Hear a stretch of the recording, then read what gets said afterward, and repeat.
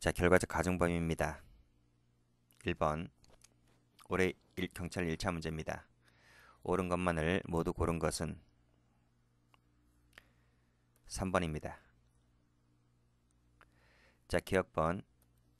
자, 인과관계 파트에서 본 적 있는데 계속된 폭행을 피하려고 건너가다가 지금 차량에 치였다는 것입니다. 상당 인과관계가 인정되죠. X. 2번. 자, 수직적 분업관계에 있을 때 을에게 전적으로 위임된 것이 아닌 경우라 했습니다. 자, 그랬다면 확인, 감독, 계할, 업무상 주의 의무가 있는 거죠. 그런데 주의 의무를 소홀히 했고 위해가 발생하였다면 당연히 과실 책임을 면할 수가 없는 겁니다. 동그라미. 2번 쭉 읽어보시고 지금 환자가 사망했습니다. 그랬을 때 혈청에 의한 간기능 검사를 시행하지 않은 갑의 과실과 사망 간에 인과관계가 있다고 하려면 갑 수술 전에 A에 대한 간기능 검사를 하였었더라면 사망하지 않았을 것임이 입증되어야 하는 거예요. 입증. 그 입증이 안 되면 결과 책임 물을 수 없다는 그런 내용입니다. 결국 의사의 손을 들어준 판례가 되죠. 이게 어떻게 입증됩니까? 그치? 환자는 피해자는 죽었는데. 동그라미. 경기보조원은 자, 골프 참가자를 돕는 역할을 수행하는 데 그치는 것이지 다른 사람에게 상해 결과가 발생할 위험성을 고려해서 미연에 방지해야 할 업무상 주의 의무까지 부담하는 것은 아니다. 맞지 않나? 근데 판례가 아니래요. 골프장 경기보조원은 이런 것까지 부담해야 된대요. 아니, 경기보조원이 그냥 참가자 돕는 역할만 하면 되는 거 아니야? 골프 치는 사람이 골프공을 잘못 쳐가지고 다른 사람에게 맞는 것까지 어떻게 뭐 슈퍼맨입니까? 경기보조원이 날아가는 골프공을 맞게? 판례가 여기까지 그 의무를 확대하고 있어요. 어쨌든 간에 우린 판례대로 공부를 하면 되니까요.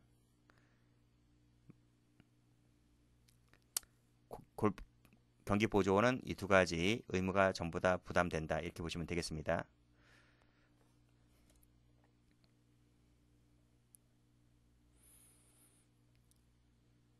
자, 2번. 다음 중 옳지 않은 것은 정답은 2번입니다. 자, 1번. 많이 푸른 판례죠. 강취하였는데 피해자가 나를 신고할 것 같으니 죽이겠다는 생각으로 불태워 죽입니다. 그쵸? 불태워 죽였죠? 그랬을 때 일단 강도가 사람을 죽였으니까 강도 살인죄가 될 것이고 어떻게 죽였습니까? 불태워 죽였습니다. 그래서 현주 건정을 방화 치사죄가 되죠.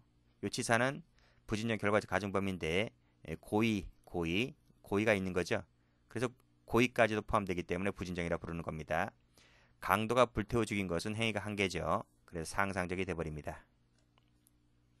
2번 폭행하였습니다. 그래서 상해를 일으켰죠. 여기서 끊어야 됩니다. 그렇죠? 여기서 끊었습니다. 여기서 새로이 추행의 범위가 생긴 겁니다. 새로이 추행의 범위가 생겨서 피해자를 추행했습니다. 이것은 별도의 행위가 되고 별도의 고의가 있는 거잖아요. 그래서 폭행하여 상해죄가 끝났고 그리고 새로이 추행죄의 고의를 일으켜서 추행한 부분은 별죄이기 때문에 경합범위 됩니다. 그래서 폭행, 강제추행, 치상죄가 되는 게 아니죠. 그렇죠? 이 상해라는 것은 추행 과정에서 나온 상해가 아닙니다. 3번입니다. 강간한 후에 옮겨 놓아 저체온증으로 사망했다 할 때 강간치사죄가 됩니다. 2번, 4번 공모를 한 대로 칼을 휘둘렀다는 거죠. 이때 대문 밖에서 망을 본 자가 상해를 가할 것까지는 공모하지 않았다 손치더라도 그 결과에 대하여 공범으로서의 책임을 지게 되는 거죠. 그래서 옳은 지문이 됩니다. 당연히 봐봐요. 당연히 공모가 무슨 공모예요? 강도하자, 강도. 강도하자라는 공모 아닙니까? 강도가 뭔데요?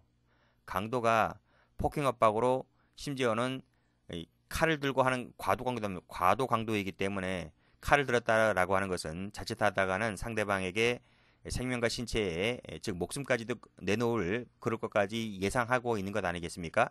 그래서 상해까지 공모하지 않았다 하더라도 상해에 대하여는 예견이 가능하기 때문에 공모는 아니더라도 예견은 가능하기 때문에 상해 결과에 대해서 책임을 져야 되는 것이 판례입니다.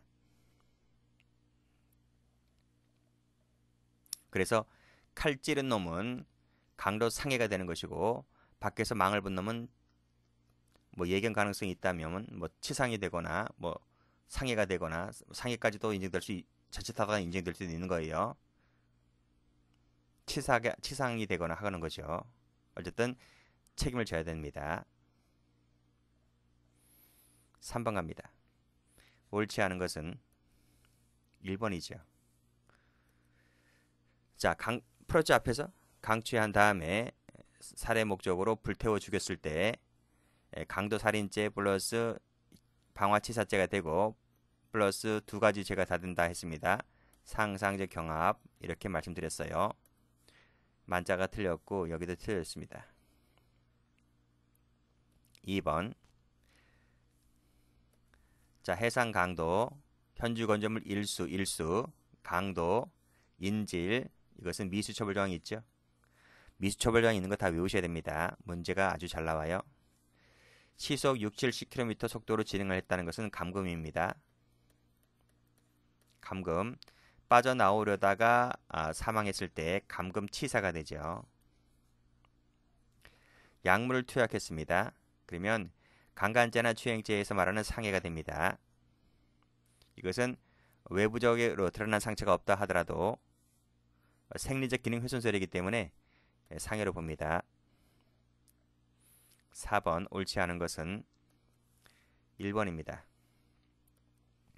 1번 아주 잘 나오는데요. 이 해설부터 가볼게요. 여기 가보시면 이거 외우셔야 돼요.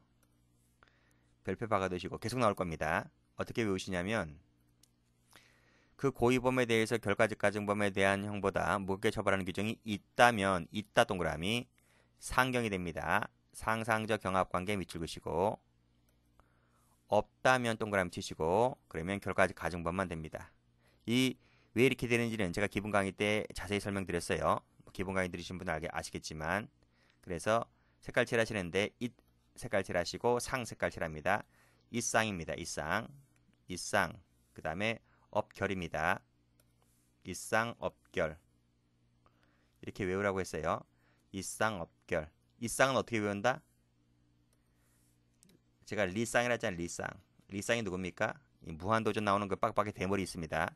그 사람 글자 따서 이쌍 이렇게 외우시라고 그랬어요. 자 1번 가보시면 여기 없다 했죠. 업상이 아니고 이쌍이라 했습니다. 그래서 이것이 옳은 정답이 되려면 이것을 있다라고 바꾸셔야 됩니다.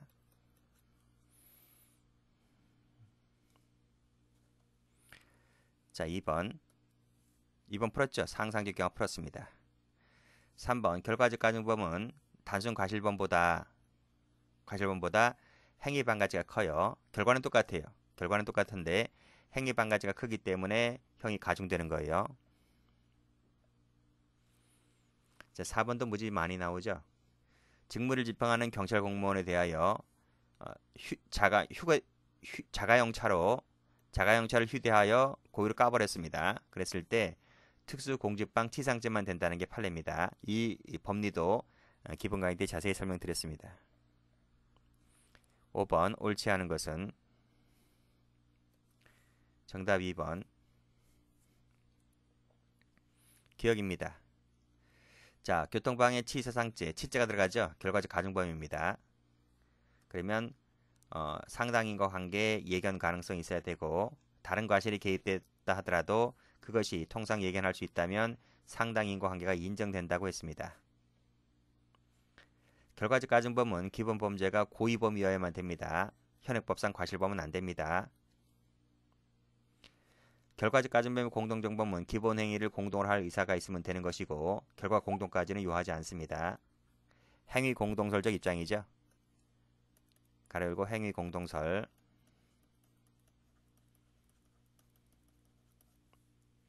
4번입니다. 요 앞에서 많이 풀었죠. 각각 실화죄가 된다고 말씀드렸습니다. 6번 옳은 것은 모두 몇 개인가? 정답은 2번 기억번 풀었죠? 없다 했지 않습니까? 없다. 업결. 결과적 가정법 맞죠? 그치? 이와 실체적 경합관계에 있는 고의범에 대하여는 별도의 죄가 되지 않는다. 틀렸어요. 여기가 틀렸습니다. 자, 니은번. 결과적 가정범의 미수를 처벌하는 조항을 현행법상 두고 있습니다. 이건 낙산 비추돌 사건이죠. 단일한 상해치사죄가 됩니다. 결과적 가정범은 기본범죄가 고의범인 경우에만 하나라에서 인정되는 것이고 기본범죄가 과실범인 경우에는 인정되지 않습니다. 동그라미. 예견 가능성이 있어야 되는데 이것은 일반인을 기준으로 판단해야 한다는 것이 판례입니다. 틀렸습니다. 여기 나오죠. 일반인. 7번입니다. 옳지 않은 것은 3번, 1번 나오죠? 이쌍입니다. 이쌍. 2번 예견할 수 있을 때 상해치사가 됩니다. 3번 기본범 행위를 공동으로 할 의사가 있으면 되는 것이고 결과까지 같이 할 필요가 없다 그랬습니다. 4번 풀었죠. 특수공제방 치상죄만 된다 했습니다. 기본범죄가 미수라 할지라도 중앙결과가 발생하면 강간치상죄 결과적 가정범이 됩니다. 이때 기본범죄 미수는 장애미수, 중지미수 묻지 않아요. 그 얘기가 여기 나와 있습니다. 8번 옳은 것은 정답 1번. 기억번. 특수공직방 치상죄는 자, 고의가 있는 경우까지도 성립하는 부진정 결과적 가정범이다라고 판례가 보고 있죠. 동그라미. 2번. 인식 없는 과실은 인식 자체도 없는 경우죠. 그렇지만 인식 있는 과실이든 인식 없는 과실이든 전부 다 과실범에 속한다고 했습니다. 동그라미. 2번. 전문업자에게 도급을 줬다. 현장 대리인 갑에게 이러이러한 지휘 감독 권한이 없다면 과실이 있었다고 볼 수가 없다. 그쵸? 도급을 주었다는 거죠. 그랬을 때 현장 대리인 갑에게 이러이러한 감독이 없다면 주 임무를 위반한 과실이 없다고 볼 수 있다. 도급 중 끝이라고 했잖아요. 동그라미. 리을 살인 고의로 음봉한 방화 사건이죠. 집에 불을 놓아 A집 천정 안방까지 붙었다. 독립연소설입니다. 그럼 방화죄 기수가 됩니다. 목적 달성하지 못하였다면 현주 건조물 방화치사죄의 미수로 처벌된다. 현주 건조물 방화치사죄는 미수범 처벌정이 없는데 미수 처벌정이 없어요. 이제는 일수는 있지만 그래서 이 자체가 틀린 겁니다. 그럼 무슨 죄가 되겠습니까? 여기서 방화 천자까지 붙었기 때문에 방화죄 기수입니다. 방화죄는 기수지만 독립연소설에 따라서 근데 사람을 죽이려고 했는데 못 죽였잖아요. 목적 달성하지 못했단 말은 살인 미수가 됩니다. 그쵸? 두 가지 죄가 되는 거예요. 이게 행위가 한 개죠. 행위가 한 개이다 보니 상상적 경합이 됩니다. 자, 미음번. 상해를 교사했는데 살인을 실행했는데 그러면 상해죄의 교사가 되는 것이 원칙이고 다만 중한 결과에 대해서 예견 과실 내지 예견 가능성이 있다면 뭐가 됩니까? 상해치사죄. 상해치사죄의 교사범이 됩니다. 틀렸죠?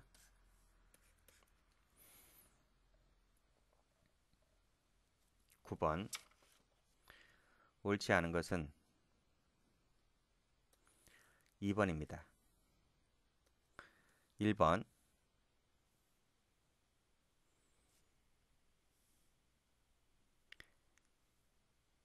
자, 부진정 결과적 가정범의 경우에 중한 결과에 대한 고의범과 결과적 가정범의 법정형이 같은 경우에는 결과적 가정범만 되고 자, 중한 결과에 대한 고의범의 법정형이 결과적 가정범보다 중한 경우에는 그때는 결과적 가정법 중앙 결과에 대한 상상적이 됩니다. 요 논리도 제가 기본 강의 때 설명드렸어요. 같으면 결과적 가정법만, 중하면 양재가 다 되고 상상적이 된다. 그래서 앞에서 그 경찰관 사건이 있었잖아요. 그래서 그 부분에 있어서는 공무집행방해죄, 치상죄 그거 하나만 됐던 거예요. 결과적 가정법, 치상죄 그거 하나만 됐었던 것이 요 법리 때문에 그렇습니다. 이 판례도 꼭 좀 알아두시고, 역시 기본 강의 때 자세히 했습니다. 자, 일부 집단원만이 고의행위로 살상을 가했을 때 다른 집단원이 예견할 수 있었다면 현주 건전물 방화 치사상죄의 결과적 가정범위 됩니다. 틀렸죠? 자, 결과적 가정범위 공동존범은 행위 공동이면 됩니다. 그리고 물론 중한 결과에 대한 예견 가능성이 있을 때 결과적 가정범위의 공동존범이 되죠. 자, 4번에서 일단 여기까지 끊어볼게요. 그 밑에 읽어볼까요? 중한 결과가 발생했다면 기본 범죄가 미수라 하더라도 중한 결과가 가중범 기수범이 됩니다. 이 판례가 있습니다. 이 판례가 여기 나옵니다. 기본 범죄가 미수라 할지라도 중한 결과 발생했다면 결과적 가중범이 됩니다. 요 2번이 바로 요 해당되는 지문이고, 그럼 첫 번째 줄은요. 이 판례 아닙니다. 첫 번째 줄은 판례가 아닌데 보겠습니다. 결과적 가중범에 대한 미수범 처벌 조항이 있더라도 이는 결합범에만 적용된다고 했는데 이건 판례가 아니고 이건 다수설입니다. 다수설은 이렇게 봅니다. 여기에 대한 판례는 없어요. 판례는 요 밑에 거만 있고요. 그래서 해설 가보시게 되면 여기 결합범위 된다고 나오죠. 읽어보시면 되겠습니다.